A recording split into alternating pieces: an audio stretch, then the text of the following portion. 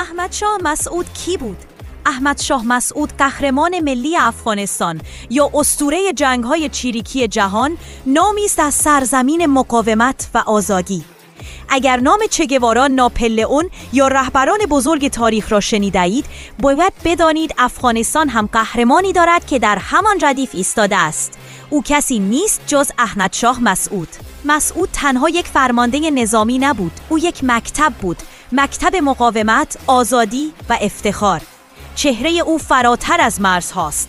هزاران کتاب توسط نویسندگان مطرح جهان درباره‌اش نوشته شده و جهان حقانیت مسعود را درک کرده است. با آنکه در داخل افغانستان به دلیل تعصبات قومی برخی هنوز با او بیمهری می‌کنند، اما حقیقت این است: مسعود افتخار تاریخ معاصر افغانستان است و چهره‌ای تکرار نشدنی. احمد شاه مسعود فقط یک رهبر نبود، او روح آزادی افغانستان است و نامش همیشه زنده خواهد ماند. نظر شما چی؟